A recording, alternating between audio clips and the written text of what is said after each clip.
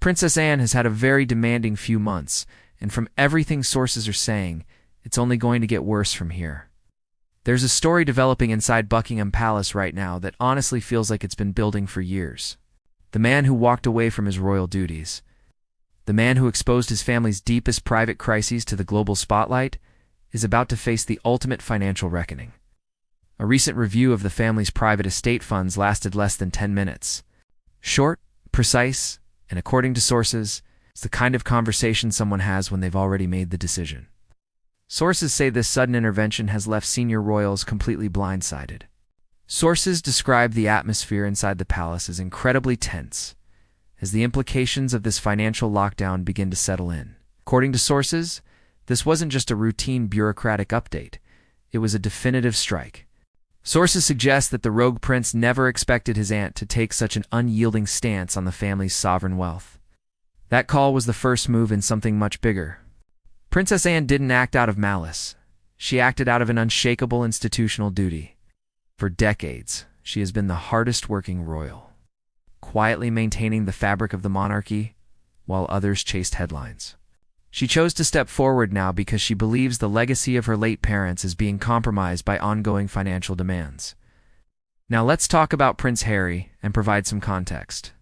Years of public grievances, decades of privilege, the man who spent his life benefiting from the crown only to turn around and weaponize its secrets. Why now? Why? After years of public disputes and quiet toleration? Sources say the answer has two parts, and you need both of them to understand what's actually going on here. First part, Princess Anne's institutional position has fundamentally changed. As the primary guardian of the family's private estate and trusts, Anne now controls millions in sovereign assets. All of it is under Anne's direct control, with no consultation required and no approval needed from anyone else. The moment Anne took over the final review of the royal inheritance allocations, Harry's name stopped appearing in certain discretionary financial records. No public dispute, no statement, just gone.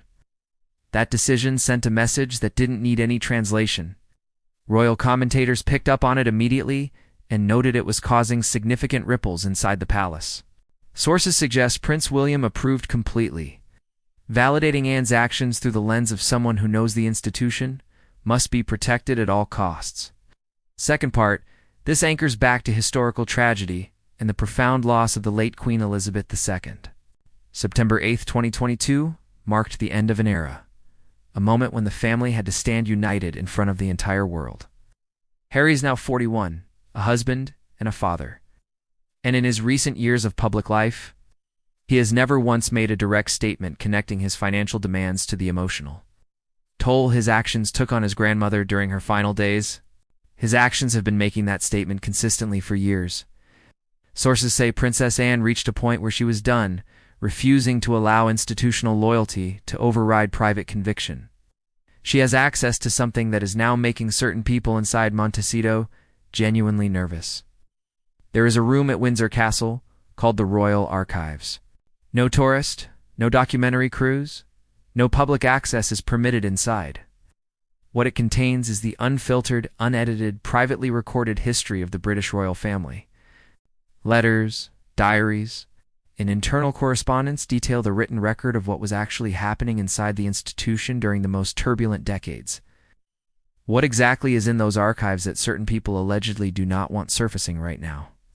The broad strokes are already public knowledge, including the high-profile interviews, the explosive memoir, and the Netflix series. All of that is documented, analyzed, and debated across the globe. What sources suggest is, in those archives goes far beyond the broad strokes. It's the specificity, the private contemporaneous written record of who knew what, when they knew it, who facilitated what, and how the financial streams were actually utilized. Prince Harry's deteriorating situation is becoming impossible to ignore.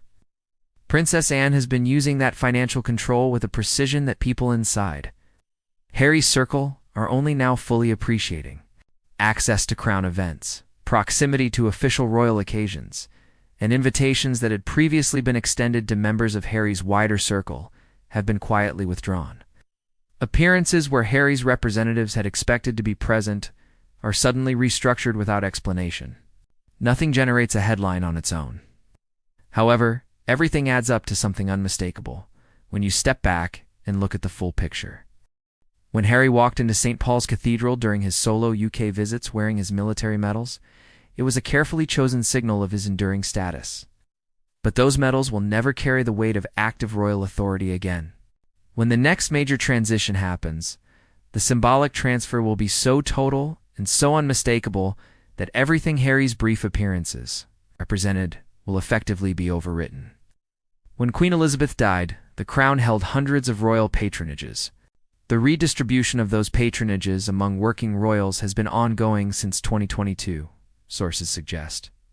Princess Anne has allegedly been involved in certain patronage decisions in ways that have quietly shaped that redistribution, ensuring that those who abandon their duties receive absolutely nothing. Look at Harry's personal situation.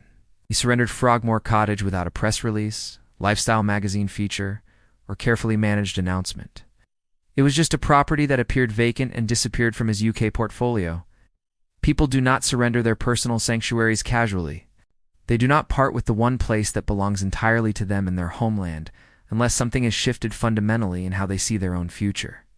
Right now, Harry moves through foreign spaces as a matter of course. That picture changes completely when future success depends on an institution that has closed its doors. Properties pass down, royal control tightens, and Buckingham Palace becomes a fortress to those who walked away. Sources suggest his likely inheritance remains frozen, consisting of trusts valued at millions. Significant assets by any normal measure. They are completely inadequate as a substitute for the institutional backing he currently lacks. He would go from a global prince with the full weight of the monarchy behind him to an isolated figure. He would be living across the ocean at the discretion of a family that watched what his media campaigns did to his grandparents. The family network is being dismantled. Archaeal operatives are gone from the palace communication loops. Meghan's access to royal spaces is allegedly finished. The Sussex's broader proximity to crown events is quietly narrowing. Sources suggest Princess Anne is dismantling it piece by piece with patience and thoroughness. This speaks to a genuine long-term intent rather than temporary frustration. Meghan's name appears in these newly reviewed financial logs. There is no evidence of criminal wrongdoing on her part, but the association with institutional funding is real and documented. Sources suggest Princess Anne has made her position completely clear. Distance your finances from the crown permanently, or accept the consequences. Harry has not fully complied. He views ending his financial claims as both personally impossible and fundamentally unfair. Princess Anne views his continued demands as evidence of exactly the kind of judgment failure that justifies her concerns. King Charles made a phone call to Princess, and in recent months, that sources describe as one of the most difficult conversations between the two siblings in decades. The call was not angry or accusatory, but quiet and pained. He is 77 years old and was diagnosed with cancer. He has maintained public duties with genuine discipline. But discipline is not the same as strength. Protecting Harry would mean telling Princess Anne to restore access and financial privileges. Princess Anne would not comply, and King Charles knows it. It would mean telling Prince William to stop. Prince William would not comply, and the king knows that too. He is the father who watched his family fracture, the man whose reign has been shadowed by profound personal devastation. How do you argue against your sister's defense of the crown when your own son's actions are the reason the institution was damaged in the first place? There's a version of this story that looks like revenge. With Princess Anne and Prince William systematically dismantling everything, Harry built as payback for what he did to the late Queen. And there's another version that looks like something more considered and more lasting than revenge. Sources suggest the second version is closer to the truth. Simple revenge would look like Harry publicly humiliated, stripped of everything in one dramatic moment. That is not what sources describe Princess Anne as building. Think about what Queen Elizabeth actually stood for. Not the fairy tale image, but the real substance of what she did. She served her nation through world wars, met with global leaders when the world was in chaos, and maintained an unyielding dignity that held an entire Commonwealth together.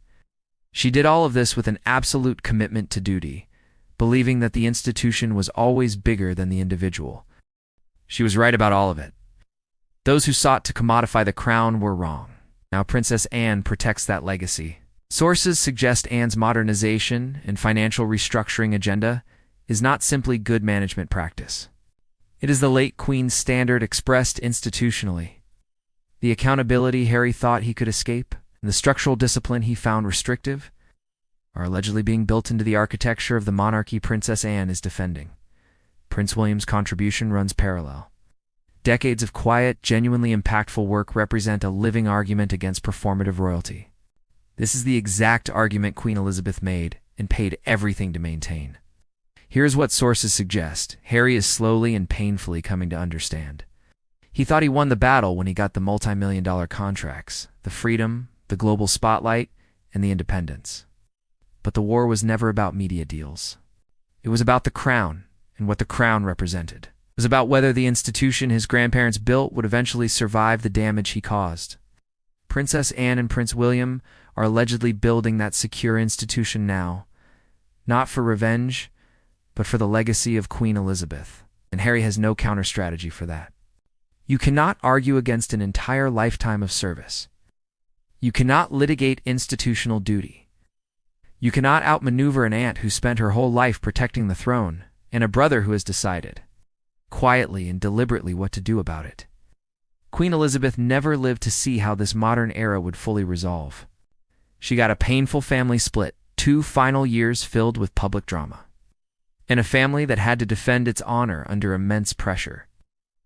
But sources suggest something is happening inside that palace right now that she would be proud of. Her daughter and her grandson are moving together quietly and permanently. They are reshaping the royal finances into something she would have recognized as entirely hers.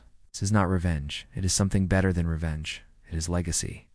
And that, more than any property dispute or payroll decision or symbolic title, is what sources describe as Harry's darkest reality in decades.